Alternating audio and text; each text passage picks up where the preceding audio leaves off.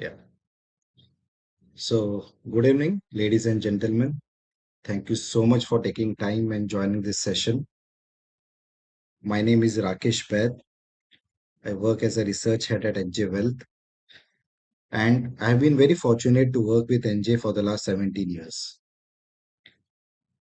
Sir, at NJ, our continuous endeavor is to work in the interest of investors. And when we say that we work in the interest of investors, our job is not only to help you invest and to make your investment journey simple and easier, but also to spread investor awareness. So we are taking this session as a part of this investor awareness session so that you can make informed investment decisions. So without wasting any time, let me start with the session. So I hope the screen is visible. Can anyone confirm? Yes, sir. It's visual. Yeah, great. Thank you. So अभी हम लोग क्या बात करने वाले हैं? तो basically we will not be talking about the markets. We will not be talking about why to invest. Sir आज हम लोग प्योरली बात करने वाले हैं कि how to analyse mutual fund performance. So let me start with an example कि या लेट अस से कि you have an X amount to invest. अगर आपको एक पैसा इन्वेस्टमेंट करना है एंड इन इक्विटी फंड, तो आप वो फंड जो है इक्विटी स्कीम्स वो कैसे सेलेक्ट करोगे? Just think about for 2 seconds. Right, आपके पास एक पैसा है and you want to invest in an equity fund. So probably there might be two options. One, कि you will ring up your NJ partners, कि आप उनको कॉल करोगे या पूछोगे कि I have X amount and I want to invest, and basically they will do the heavy lifting और वो आपको कोई स्कीम जो है या पोर्टफोलियो जो है वो आपको सजेस्ट करेंगे. That is one part. Second part can be कि यू डिसाइड कि मैं खुद रिसर्च करूंगा, मैं खुद डेटा थोड़ा एनालिसिस करूंगा और उसके बाद मैं वो स्कीम अपने पोर्टफोलियो में ऐड करूंगा. So let us go with the second option as of now, कि आपने खुद डिसाइड किया है कि आप रिसर्च करोगे और वो स्कीम आपके पोर्टफोलियो में या वो स्कीम सेलेक्ट करोगे या आपके पोर्टफोलियो में ऐड करोगे. तो उसमें भी सर दो स्टेप हो सकते हैं. सबसे पहले आप क्या करोगे? दो step in sense, the first thing that will obviously do is you will Google out. आप कोई एआई यूज कर सकते हो या तो आप किसी वेबसाइट्स पोर्टल पे जाके, लाइक एनजे के है, एनजे पोर्टल है जहाँ पे आप जाके परफॉर्मेंस चेक करोगे. या तो सबसे पहले आप सर्च करोगे शायद कि कौन से कैटेगरी ने सबसे ज्यादा रिटर्न दिया, which category has perform well in the last few years. तो जो भी कैटेगरी ने रिटर्न दिया रहेगा, जो सबसे ज्यादा रिटर्न दिया रहेगा, शायद आप वो कैटेगरी पहला चूज करोगे. सो लेट अस से यहाँ पे आपने स्मॉल कैप सेलेक्ट किया कि small cap is given the good return in the past 3 or 5 years. Second step will be, एक बार कैटेगरी आपका फाइनलाइज हुआ स्मॉल कैप, तो उसके बाद आप डिसाइड करोगे कि कैटेगरी में तो बहुत सारी स्कीम्स रहेंगी, तो कौन से स्कीम में इन्वेस्टमेंट करने के लिए आप क्या करोगे? आप इंडिविजुअल स्कीम्स का परफॉर्मेंस देखोगे. तो जो स्कीम से सबसे ज्यादा रिटर्न दिया है, probably that scheme will come at the top, and जो स्कीम ने सबसे कम परफॉर्मेंस दिया है उसका वो बॉटम में आ सकता है. तो basically what you are doing is, आपने आप कोई भी रिटर्न देख सकते हो उसका, या 3 years 5 years. तो लेट अस से आपके एक 5 years में देर आर थ्री स्कीम्स. एक scheme has given, small cap scheme has given a return of 22%, which is the highest. उसके बाद स्कीम ने 20% दिया, उसके बाद स्कीम ने 18%, so on and so fourth. इस तरीके से वो रिटर्न है. तो आप क्या करोगे? जो स्कीम ने ज्यादा रिटर्न दिया है, प्रोबेबली वो टॉप 3 फंड्स है, और अगर आप एएमसी के साथ फैमिलियर हो तो प्रोबेबली आप वो स्कीम में जाके इन्वेस्टमेंट करोगे. तो that is what generally most of the people do. शायद मैं भी कुछ साल पहले तक यही करता था कि परफॉर्मेंस देख के मैं उस स्कीम में इन्वेस्टमेंट करता था. But now now we want to discuss कि वेदर ये प्रोसेस जो हम लोग फॉलो करते हैं, तो is it the right way of selecting the mutual fund scheme? तो उसके लिए क्या करते हैं सर? उसके लिए हम लोग एक एग्जाम्पल के साथ समझते हैं, और एग्जाम्पल हम लोग सर क्रिकेट का लेते हैं, because that is one of the game which most of us are aware of, right? तो लेट अस एज्यूम कि सर आप एक आईपीएल टीम के ओनर हो. आप एक आईपीएल टीम के ओनर हो एंड आपको एक 2027 आईपीएल के लिए, सीजन के लिए आपको एक प्लेयर की रिक्वायरमेंट है. तो let us say there are two players.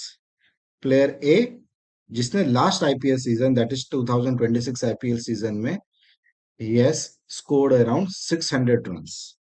और there is one more player B, जिन्होंने 2026 आईपीएल में अराउंड 250 रन्स पूरे सीजन में स्कोर किए हुए। This is the overall season I am talking about. तो जो मैंने आपको अभी डेटा दिखा है, उसके बेसिस पे probably you will go with the player A, because वो प्लेयर ए ने सबसे ज्यादा रन स्कोर किए हैं इन द आईपीएल सीजन। अगर मैं आपको सर थोड़ा और एडिशनल इंफॉर्मेशन देता हूं कि प्लेयर ए, उसका लास्ट 10 साल का जो एवरेज है, इट इज अराउंड 150 रन पूरे सीजन का। और जो प्लेयर बी है, he has scored around average 500 run in every season. So now if I ask you to select a player, so probably you will go with player B, because player B has consistently delivered on the performance, उसने उन्होंने consistently return दिया हुआ है।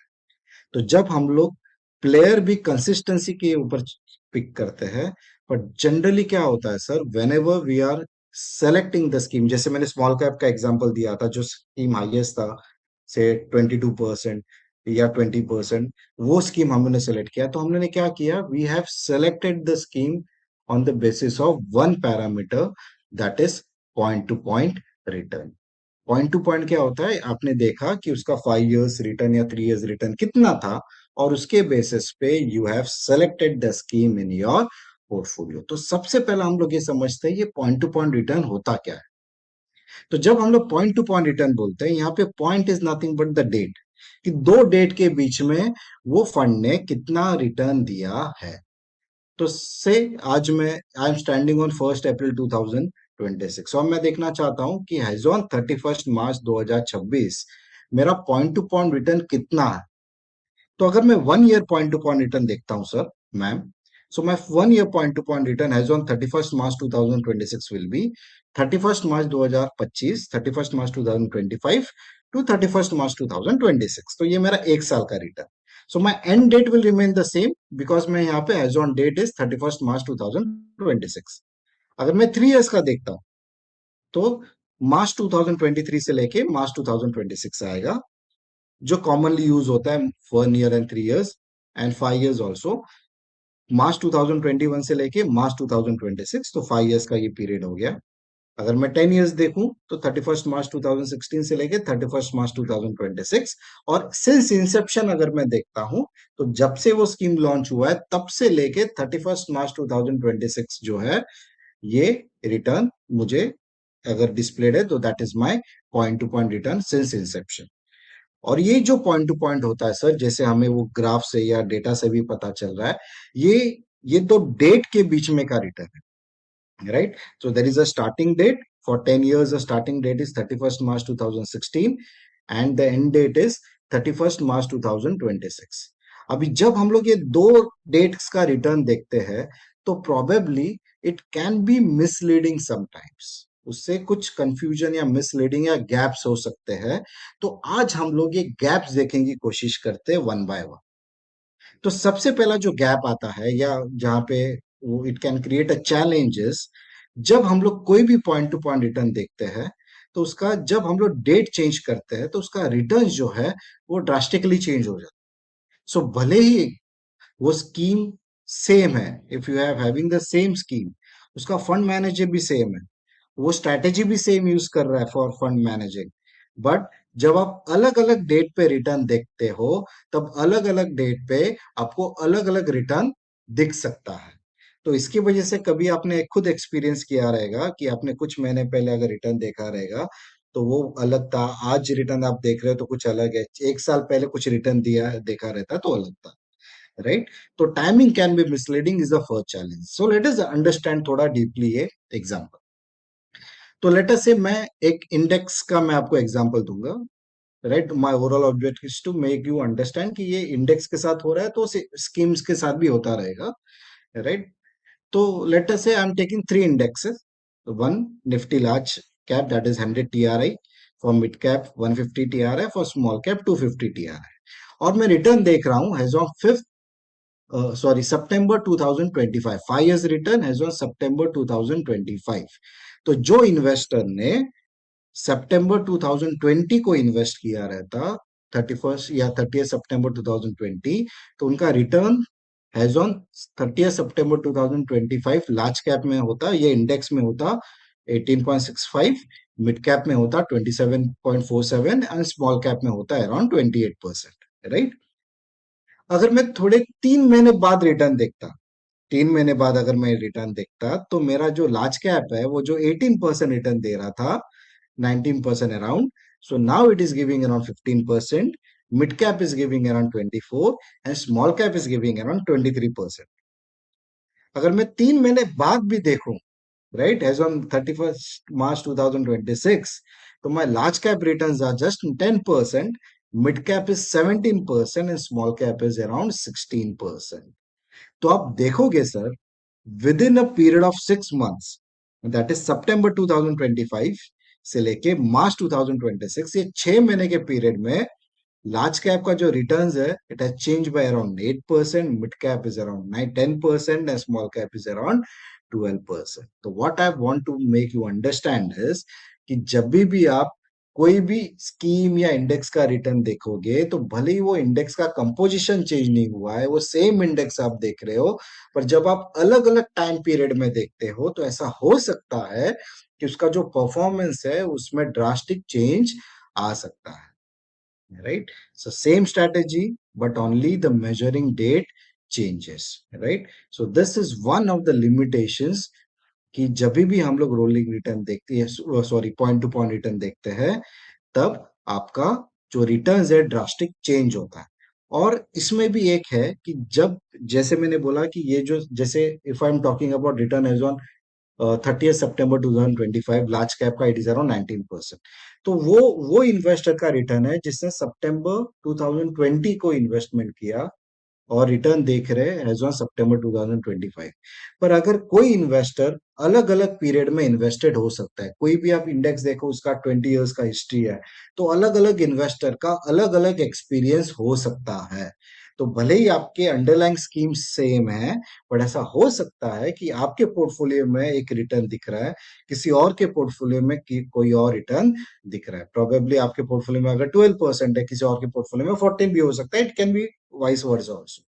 तो उसके basis पे कि whether my scheme is underperforming और आउट परफॉर्मिंग, वो मुझे आइडिया नहीं आता, राइट? क्योंकि उसमें ओवरऑल इन्वेस्टर्स का जो एक्सपीरियंस है वो कंसीडर नहीं होता, सिर्फ 2 डेट का एक्सपीरियंस ही, दो डेट का पीरियड का रिटर्न है वही सर सिर्फ कंसीडर होता है। So this is one of the limitations कि वेन एवर हम लोग स्कीम का पॉइंट टू पॉइंट रिटर्न देखते हैं, it can be your 1 year, 3 years, 5 years या 10 इयर्स, तो वो जो रिटर्न है वो 2 डेट का रिटर्न है, जिसके ऊपर हम लोग वो हमें राइट पिक्चर नहीं देता कि वो स्कीम ने कैसा परफॉर्म किया है कंसिस्टेंटली। अभी जो नेक्स्ट है, ये तो हम लोगों ने देख लिया कि timing can be misleading, right? तो हम लोग 3 प्रॉब्लम डिस्कस करेंगे। तो first that we have discuss कि जब आप डेट चेंज करते हैं, तो भले ही आपका सेम फंड है, सेम मैनेजर है, राइट, पर आप अलग अलग डेट चूज करोगे तो आपको अलग अलग रिटर्न दिखाई दे। जो सेकंड जो लिमिटेशन है कि जब भी हम लोग पॉइंट टू पॉइंट रिटर्न्स पे देखते हैं, तो शायद वो हमें एक गलत एक्सपेक्टेशंस भी बिल्ड कर सकता है, right? It can create a wrong expectations in our mind, और हमें वो नहीं पता चलेगा कि वो जो परफॉर्मेंस आज डिलीवर कर रहा है, कि वो कंसिस्टेंटली उसने वो डिलीवर किया है कि नहीं। Late us understand with this example, right? तो लेट अस से अगर मैं पॉइंट टू पॉइंट रिटर्न देखूं, 5 इयर्स पॉइंट टू पॉइंट, यहाँ पे मैं 1 ईयर 3 इयर्स नहीं, I am taking 5 years point to point return as on 30th September 2025। तो जैसे हम लोगों ने देखा कि large cap was giving a return of around 19%, precisely 18.65, mid cap was delivering a return of 27.47% and small cap was giving a return of around 28.23%।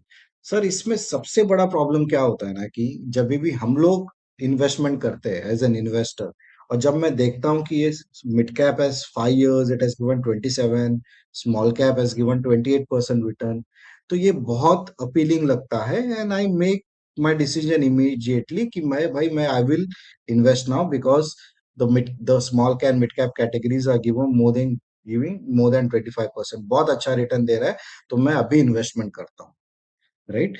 पर वो question बहुत पूछना जरूरी है कि सर ये जो 27% दिख रहा है आपको स्क्रीन पे, 28% दिख रहा है मिड कैप स्मॉल कैप में, कितनी बार वो स्कीम ने 25% के अबाव या ऐसे ही रिटर्न दिया? Can that scheme or can that category can consistently give this 27 or 28% return? ये सबसे बड़ा क्वेश्चन मार्क है that we should always ask before we are investing on the basis of the returns. Right? अगर मुझे वो देखना है कि मैं स्कीम्स को किस तरीके से, ये जो 27% है कि ये इंडेक्स है, मिड कैप है, तो मिड कैप इंडेक्स ने कितनी बार 27% फिर 25% के ऊपर रिटर्न दिया है, स्मॉल कैप ने कितनी बार 25% के ऊपर रिटर्न दिया है, व्हाट इज अ प्रोबेबिलिटी? तो उसके लिए मुझे अलग टूल यूज करना पड़ेगा, वो पॉइंट टू पॉइंट रिटर्न से मुझे नहीं पता चलेगा।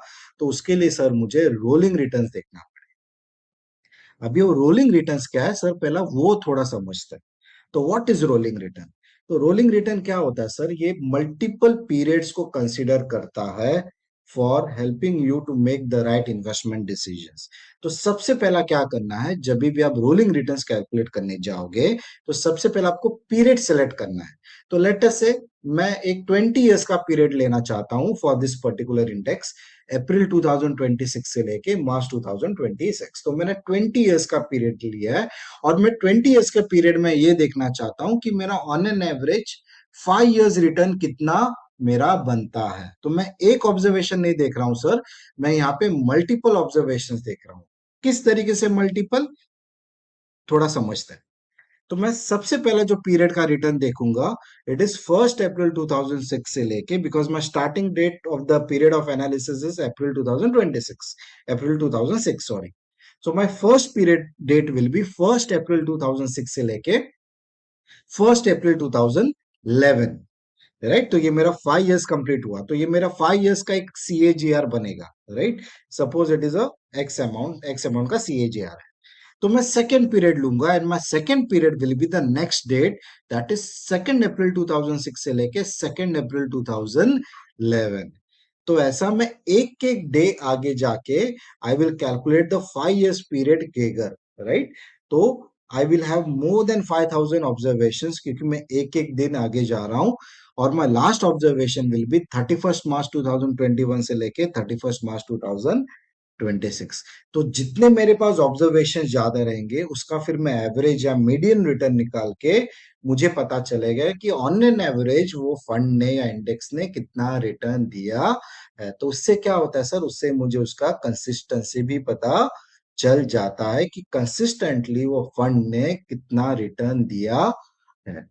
और जो अपना जो सेकंड चैलेंज था, कि सेकंड जो गैप था, कि जो रिटर्न एक्सपेक्टेशंस, वो भी इससे हमें पता चल जाता है कि मेरा कितना प्रोबेबिलिटी है कि वो जो 25% या 20% का रिटर्न जो है मुझे मिलने का कितना प्रोबेबिलिटी है, राइट? सो रोलिंग रिटर्न सिर्फ आपको रिटर्न एक कंसिस्टेंसी नहीं बताता, इसके साथ आपको जितने भी, बिकॉज सिंस इंसेप्शन ये डेट जो है 1 अप्रैल 2006 से लेके 31 मार्च 2026, ये पीरियड में कोई भी इन्वेस्टर अगर 5 साल के लिए रुका रहता, कोई भी पीरियड डेट पे अगर वो एंटर हुए रहते और 5 इयर्स के साथ रुके रहते, तो मेरा ऑन एन एवरेज सारे इन्वेस्टर्स का मिला के कितना रिटर्न बनता, तो ये भी मुझे इसमें पता चलता है। कितना बार नेगेटिव रिटर्न्स दिया है वो भी पता चलता है।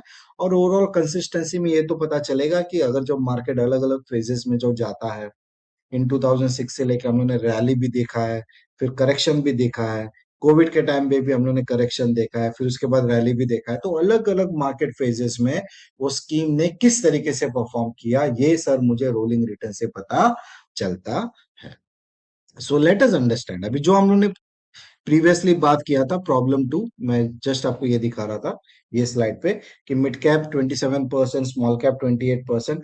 तो हम ये देखते हैं अभी कि कितनी बार स्मॉल कैप और मिड कैप दोनों मिला के कितनी बार उन्होंने 25% के अबाउ CAGR या एनुअलाइज रिटर्न दिया है, right? So the number will be probably very interesting for you. सो सबसे पहला देखते हैं फॉर 5 इयर्स, कि अगर मैं 5 साल का पीरियड देखता हूं, राइट?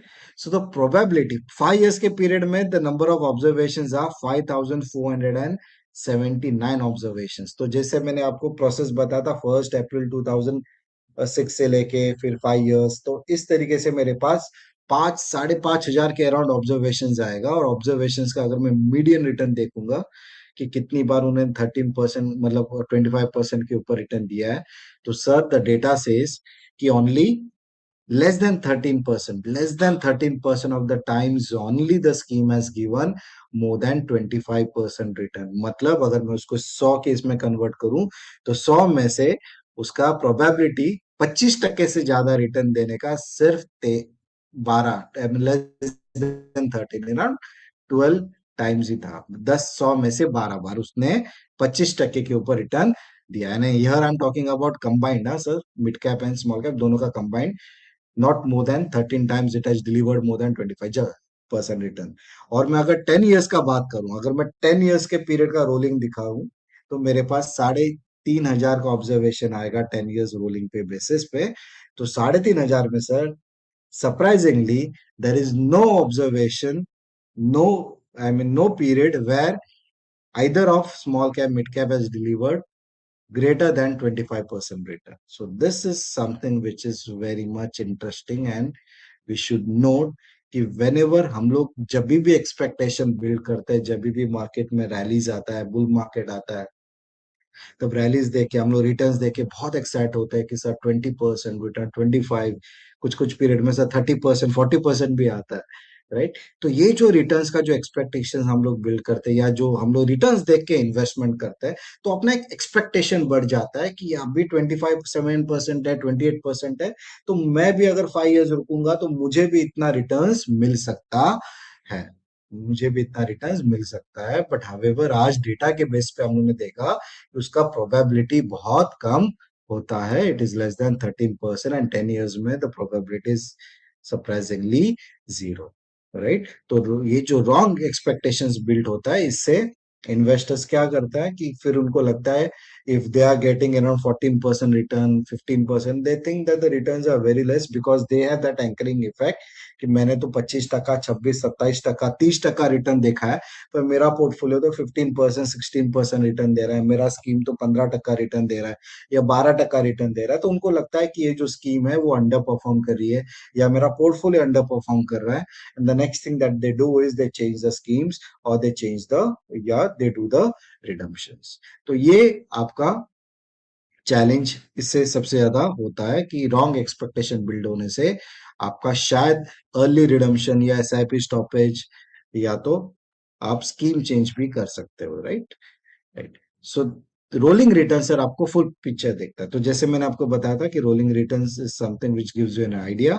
तो अगर मैं रोलिंग रिटर्न्स निकालूं, again I am taking a period of same same 20 years, 20 साल का अगर मैं डेटा देखूं, तो large cap that is Nifty 100 TRI, right, index का मैं बात कर रहा हूँ।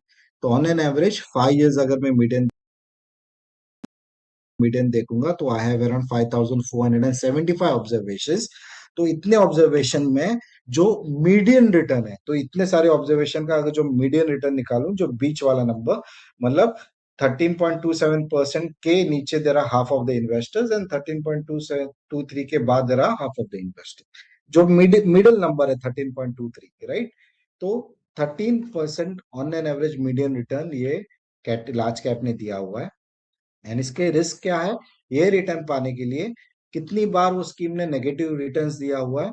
तो 3 इयर्स के पीरियड में अगर मैं देखूं, if I hold my portfolio for 3 years, right, तो उसमें कितने ऑब्जर्वेशन आएंगे 3 साल के पीरियड में, तो around more than 6,000 observations, right, more than 6,000।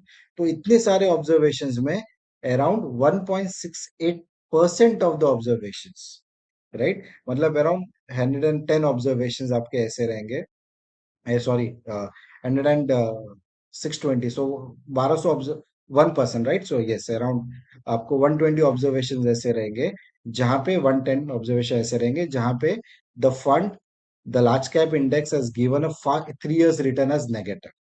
और पूरे जो 20 इयर्स का पीरियड है उसमें जो मैक्सिमम फॉल इज अराउंड 61%। तो व्हाट इज ड्रॉडाउन में थोड़ा आपको समझाता हूँ। से for example that is a portfolio, आपने 5 लाख रुपए इन्वेस्टमेंट किया, वो पोर्टफोलियो 5 लाख से बढ़ के हुआ 10 लाख रुपए। अभी उसके बाद थोड़ा मार्केट करेक्शन हुआ तो 10 लाख का पोर्टफोलियो अब is down by around 30%, that is 7 lakh हो गया, 5 लाख से स्टार्ट हुआ, 10 लाख हुआ, 10 लाख से वापस 7 लाख हुआ, और आज के तारीख में वो 15 लाख है। तो आपका जो पोर्टफोलियो है, आपका जो इन्वेस्टमेंट है, उसका जो ड्रॉडाउन है, वो 10,000, वो 10 लाख से लेके 7 लाख, दैट इज 30% का आपका ड्रॉडाउन रहेगा। तो सिमिलरली ये जो लार्ज कैप है निफ्टी 100 TRI, इसका लास्ट 20 ईयर्स में जो मैक्सिमम फॉल था, इट वॉज अराउंड 61%, राइट। अगर मैं मिड कैप का बात करूं, तो उसका जो मीडियन रिटर्न है, इट इज अराउंड 15.93, अराउंड 16%। तो on an average mid cap has given a return of around 16%, 5 years CAGR of 16% in the last 20 years। Obviously mid cap है, जैसे कैप डिक्रीज होता है वैसे आपका रिस्क भी इंक्रीज होता है, तो उसका नेगेटिव ऑब्जर्वेशंस भी हाइयर है, 7.37%। मतलब ओवरऑल 6,000 ऑब्जर्वेशन में से 7% of the observation it has given as negative return, around 400 observation आपका नेगेटिव रिटर्न उसने दिया है 6,200 ऑब्जर्वेशन में से, और उसका जो मैक्सिमम फॉल था, it is around 73%। Mid cap median return surprisingly is around 13.25%, right? Lower than mid cap, slightly better than large cap. Negative observation are the highest, 15.72, and the drawdown is also highest of around 75%. So what I want to say is, जब भी sir आप median return देखोगे तो आपको एक idea आ जाता है कि on an average what return expectations you can have for this particular index और पर्टिकुलर स्कीम्स। अगर आप स्कीम का भी रोलिंग देखोगे तो आपको पता चलेगा, इरिस्पेक्टिव अलग कौन कौन सा मार्केट है, राइट। सो बुल रन में, बियर रन में, रेंज बाउंड मार्केट में भी ये 20 ईयर्स में every scenario the index has seen, और उसके बाद भी it has delivered, mid cap has delivered a return of 16%, small cap around 13.25%, and large cap around 13.23%। ये ऐसा नहीं है कि I am promoting mid cap here because it has highest rolling returns, but what I want to do is, intend to do is, I have to make, I'm trying to give you an example कि rolling से आपका जो wrong right expectations कैसे आप build कर सकते हो, और उसके साथ जब भी आप कोई भी इंडेक्स या कोई भी स्कीम में आप इन्वेस्टमेंट करते हो, राइट, तो वो जो स्कीम है उसका 3 इयर्स नेगेटिव, उसका रिस्क कितना है, राइट। तो आप देखोगे कि mid cap is having higher risk than the large cap, and small cap is higher risk than the mid cap and the large cap. तो जैसे वो पर्टिकुलर फंड में या वो पर्टिकुलर इंडेक्स में कितना रिस्क है, ये भी आपको नेगेटिव ऑब्जर्वेशन से पता चलता है, और कितना ड्रॉडाउन है, right, because market never moves in a straight line, right, the markets are volatile, तो इसमें जर्नी कैन बी वोलेटाइल। तो this was the maximum drawdown in the last 20 years, but इतना लास्ट 20 साल में ये मैक्सिमम ड्रॉडाउन हुआ है market में। It was basically during the Covid, not Covid time, GFC, global financial crisis, इतना तब मार्केट ने देखा था, right, but this was the maximum fall that market has seen. So what we conclude is, whenever you see any sort of return, right, जब भी आप return आप देखोगे, the next question that you should always ask is, what is the probability that the scheme can give such returns in the future? अगर 20%, तो कितनी बार उस scheme ने 20% रिटर्न दिया है, and for earning that 20% return, या what sort of risk that you are taking by investing in that particular scheme. तो ये आप ड्रॉ डाउन और नेगेटिव ऑब्जर्वेशन से यू कैन सी, राइट। तो ये आप देख सकते हैं। अभी two problems we have discuss, one, timing can mislead, date change से आपका रिटर्न चेंज होगा, फॉल्स एक्सपेक्टेशंस बिल्ड होती है पॉइंट टू पॉइंट से, the third and the most important, जो बहुत सारे इन्वेस्टर्स को इम्पैक्ट आता है, उनके पोर्टफोलियो पे इम्पैक्ट आता है, it is chasing the recent winners.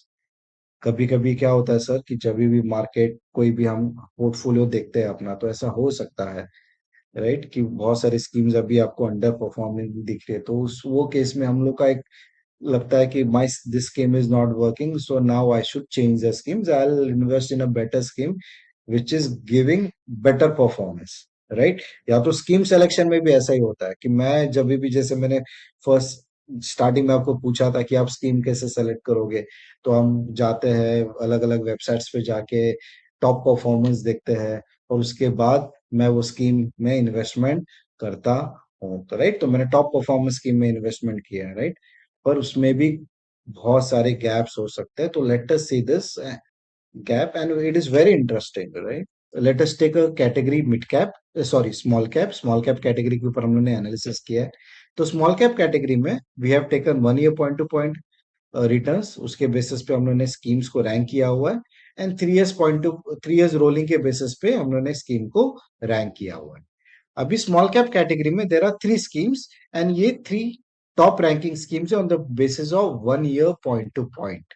तो जैसे मैंने स्टार्टिंग में भी एग्जांपल में दिया था कि आपने जनरली क्या होता है, investors point to point return देख के वो स्कीम्स में इन्वेस्टमेंट करते हैं कि schemes which has delivered the highest recent performance, अभी रिसेंसी में उसने उन्होंने हाईएस्ट परफॉर्मेंस दिया हुआ है।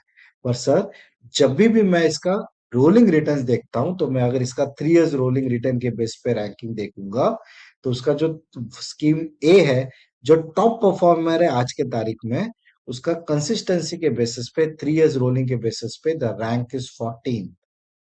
Scheme B, the rank is 13। So there are 19 schemes, 19 में से 14 एंड 13 का रैंक है।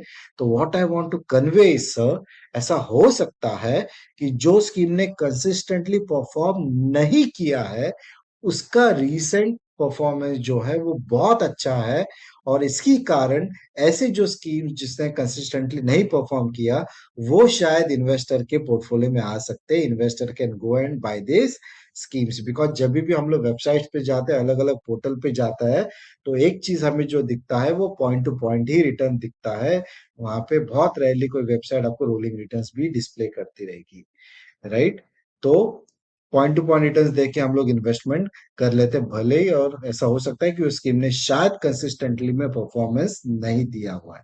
इसका सर उल्टा भी हो सकता है कि जो स्कीम ने कंसिस्टेंटली परफॉर्म किया है, जो 3 years 5 years के रोलिंग के बेसिस पे जो टॉप परफॉर्मिंग स्कीम्स है, उसका रीसेंट परफॉर्मेंस खराब है, तो इसके वजह से this schemes will never be the part of the investor portfolio, right? So ये भी हो सकता है। तो what is ideal is generally whenever you are selecting a scheme और डिसीजन, आप अगर पोर्टफोलियो रिव्यू करते हैं, तो generally that you should, rolling return is something that you should generally check out, right? So this is something which is important, right? And the third part is, ये जो rolling returns है, इसमें सिर्फ आपको return ही नहीं, उसके बहुत सारे आप रिस्क भी एनालिसिस कर सकते हो। तो क्या रोलिंग रिटर्न एडवांटेज देता है? तो सबसे पहला ये है कि rolling returns can give you an idea of consistency, कि वो स्कीम ने कंसिस्टेंटली कैसे डिलीवर किया है, उसका परफॉर्मेंस कैसा रहा। अगर median return is higher, that means the consistently the scheme has delivered returns. Second, आपका रिस्क भी इसमें पता चलता है कि अगर आप कोई भी पीरियड में इन्वेस्टेड रहते हैं, तो कितनी बार कौन से इन्वेस्टर का कितना लॉस होता है, right? The probability of loss भी से कि how do I offer lose the money. अगर negative observation is 10%, that means इतने सारे ऑब्जर्वेशन में से 10% of the time the scheme has delivered negative returns for that particular period, right? Third is drawdown. हम लोग ये देख सकते हैं कि जो ओवरऑल मार्केट जब भी रेंज बाउंड या वॉलेटाइल होता है, तो हिस्टोरिकली वो स्कीम या इंडेक्स ने कितना फॉल लिया है, so that we get an idea कि it has happened. These drawdown जो मैंने आपको दिखाया था 60 70 75%, ये ड्रॉडाउन हिस्ट्री में हो चुके हैं, एंड मार्केट ने रिकवर भी किया हुआ है। पर ड्रॉडाउन देख के ये पता है कि मेरा कितना रिस्क टेकिंग कैपेसिटी है, am I okay if my portfolio goes down by that percent, तो उससे भी आपको एक आइडिया आ सकता है। And the fourth is how consistently it has beaten benchmark. तो अगर आप स्कीम का बेंचमार्क देखोगे, या अगर आप सॉरी स्कीम का रोलिंग देखोगे, या बेंचमार्क का रोलिंग रिटर्न देखोगे, और अगर आप कंपेयर करोगे, और स्कीम का अगर rolling is higher than the benchmark, that means the scheme has consistently beaten the benchmark over the period of time. So this was the most advantage of seeing the rolling returns as an investor. So now the, if we want to summarize कि अगर 5 दिन अगर हमें याद रखना है, जो भी पॉइंट्स हमने आज शाम को जो कवर किए हैं, सबसे पहला जो है सर, पॉइंट टू पॉइंट जो है ये एक पीरियड का रिटर्न है, दो डेट के बीच में का पीरियड है। तो ये जो डेट चेंज होता है तो कभी कभी उसका रिटर्न भी चेंज होता है, जिससे एक मिस इंटरप्रिटेशन या वो इंफॉर्मेशन कभी मिसलीडिंग हो सकती है। सेकंड, कि ये जो पॉइंट टू पॉइंट रिटर्न है वो काफी चेंज हो सकता है डायनामिकली, जैसे हम लोगों ने एग्जाम्पल में भी देखा था। तो स्कीम्स में भी सेम है, you change the date and you will see the entire performance have change, right. तो कभी ओवर परफॉर्मेंस हो सकता है, कभी अंडर परफॉर्मेंस हो सकता है, तो राइट। तो पॉइंट टू पॉइंट में ये लिमिटेशन था। देन बिल्डिंग रॉन्ग एक्सपेक्टेशंस का हम लोग ने देखा, कि जो हम लोग स्क्रीन पे देखते हैं 25%, 26, 27, 40 कभी कभी। तो ये जब भी हम लोग ऐसे नंबर्स बाद में कभी नेक्स्ट टाइम देखेंगे, तो हमें ये क्वेश्चन पूछना है कि कितनी बार वो स्कीम ने इतना हाई रिटर्न्स डिलीवर किया है, कि कितना प्रोबेबिलिटी है उतना रिटर्न्स मिलने का। इससे मुझे ये भी पता चलेगा कि मुझे मेरा एक्सपेक्टेशंस क्या बिल्ड करना है, बिकॉज अगर आप गलत एक्सपेक्टेशंस लोगे तो शायद आप अपने स्कीम चेंज करोगे, या तो आपका पोर्टफोलियो जो है वो रिडम करोगे, या तो स्कीम में रिडम्पशन आएगा। Fourth is consistency. Rolling return सिर्फ आपको कंसिस्टेंसी नहीं दिखा था, उसके साथ आपको रिस्क का भी आइडिया आ जाता है, नेगेटिव ऑब्जर्वेशंस, ड्रॉडाउन्स देख के। और आपको ये पता चलता है over the period of years, irrespective of any market cycle, वो स्कीम ने किस तरीके से परफॉर्म किया हुआ है। And generally one thing and the most important is recent performance देख के कोई भी स्कीम नहीं चेंज करना है, because point to point returns can vary, that we have seen, right?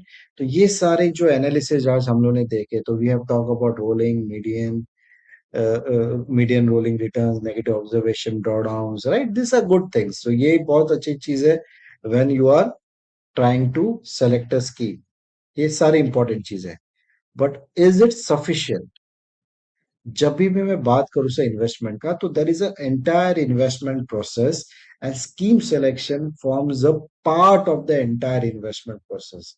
Scheme selection forms a part of the entire investment process, right. तो बाकी के चीज भी बहुत देखना जरूरी है। And every investment, every guidance is also a personalize thing, right. भले ही मुझे लॉन्ग टर्म में इन्वेस्टमेंट करना है, किसी और को भी लॉन्ग टर्म के लिए इन्वेस्टमेंट करना है, पर मेरा जो अलग इन्वेस्टमेंट ऑब्जेक्टिव है, रिस्क एपिटाइट है, उसके हिसाब से my schemes can be different than the person with the same investment objective, या with the same risk appetite. तो बहुत अलग है जर्नी, दोनों का destination can be same but the journey can be different. तो इसमें क्या चीजें हैं, राइट? तो जैसे मैंने बोला कि this are important, but this forms a part of the entire investment process. So in what is investment process is, जब भी आप इन्वेस्टमेंट करो, you should know the why of the investment, कि sir why are you investing, आपको आप investment क्यों करना चाहते हो। सेकंड, आपका इन्वेस्टमेंट होराइजन क्या है, right. Third, what is your risk appetite, existing portfolio क्या है आपका, and your changing financial needs. तो ये सारी चीजें देखना भी बहुत जरूरी होता है, and that is where sir our NJ partners come into picture. That is where our NJ partners come into picture. So they have a very important role. They have a very important role in your investment journey. तो जैसे मैंने बोला scheme selection एक part है, but आपको investment journey के लिए आपको एक म्यूचुअल फंड डिस्ट्रीब्यूटर का हेल्प लगेगा। लेट अस अंडरस्टैंड व्हाई, कि whenever you are investing in any particular scheme, तो सबसे पहला जो क्वेश्चन आप पूछना, you should ask yourself is, why am I investing? Am I investing for my retirement, and am I investing for my children education? What is the entire objective? जब तक मेरा destination is not final, right, तब तक मैं mode of investment selection करके फायदा नहीं। तो मेरा सबसे पहला आएगा व्हाई, कि मैं इन्वेस्टमेंट क्यों करना चाहता हूँ, राइट। तो एक बार मेरा डेस्टिनेशन सेलेक्ट हुआ, उसके बाद आता है कि have I have that risk appetite to invest in equity, या मैं कितना डाउनफॉल ले सकता हूं मेरे इक्विटी इन्वेस्टमेंट पे। अगेन इट इज वेरी, ये बहुत सिंपल लगता है, but there are certain calculation that goes into it, जैसे नीड आइडेंटिफिकेशन में आज का कॉस्ट कितना है, इन्फ्लेशन को कंसिडर के फ्यूचर में कितना लगेगा, ये सारी चीजें आते हैं, कितना इन्फ्लेशन कंसिडर करना चाहिए, एजुकेशन का डिफरेंट हो सकता है, नॉर्मल रिटायरमेंट का डिफरेंट हो सकता है, पोस्ट टैक्स रिटर्न कितना लेना चाहिए, पोस्ट टैक्स इन्फ्लेशन कितना है, ये बहुत सारे चीजें होती है, राइट। सो ये इंपॉर्टेंट होता है। रिस्क प्रोफाइलिंग से सबसे इंपॉर्टेंट है, बहुत इंपॉर्टेंट। तो क्या होता है कि हर एक इन्वेस्टर का एक अलग अलग रिस्क प्रोफाइल हो सकता है, कि कोई investor is okay even if they see a 70% fall on their portfolio, कोई इन्वेस्टर शायद कंफर्टेबल नहीं रहेंगे अगर उनका पोर्टफोलियो 30% भी फॉल होता है। तो ये आइडेंटिफाई करना is a role of a distributor. वो आपको आपके लेवल ऑफ रिस्क के हिसाब से एक आपको एक आइडियल एसेट एलोकेशन सजेस्ट करेंगे, and trust me, asset allocation is a foremost important thing in the investment journey. So first thing, do you know your asset allocation? If you know, if the answer is no, probably NJ Partners will help you in arriving at the right asset allocation. अगर आप आपके risk appetite के हिसाब से, investment objective के हिसाब से investment नहीं करेंगे, तो ऐसा होगा कि whenever the market turn volatile, शायद आपको फियर ट्रिगर होगा, आपको लगेगा whether I should redeem the my investment, या आप ऑलरेडी उसको रिडम्पशन किया, या उसको already without asking the partner आप रिडम्पशन ट्रिगर करोगे। तो बहुत जरूरी है ये चीज समझना।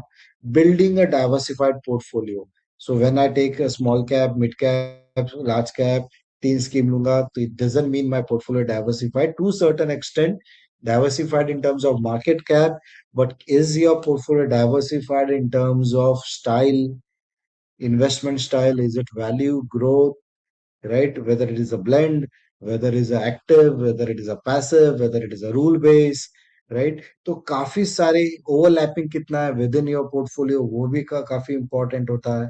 तो ये सारी चीजें बहुत जरूरी होती है when you create a diversified portfolio, right? So this is something our NJ partner will help you in deciding. Second, this is probably the most important, कि staying the course. जैसे we have seen multiple sessions which we have done on the Saturday school, जो एक ही चीज बोलते हैं, stay invested, right? जिग्ने sir हमेशा ये बोलते थे, compounding should be really for long term, and the long term should be around 30 years. तो जितना ज्यादा मैं रहूंगा, जितने लंबे समय तक मैं इन्वेस्टेड रहूंगा, राइट, उतना well built I will be able to do in the long term, right. But कभी कभी ये जो जर्नी है 20 इयर्स का, 30 इयर्स का, ये journey can be volatile, and जहाँ पे वोलेटाइलिटी में हमें एक गाइडेंस या हमें एक सपोर्ट चाहिए रहता है, जो हमें कन्विंस कर सके या हमें हैंड होल्ड कर सके, so that we remain invested for a longer period of time. Plus keeping and maintaining record, ये भी बहुत जरूरी होती है, होता है information. Most of the times आपने भी काफी सारे reports you can just Google out, कि there is lakhs of crore of money which is unclaimed with the banks, with the regulators, right? The unclaimed can be because of the spouse may not know ki where the main the where the husband or the wife has invested money, without any proper information on a piece of paper।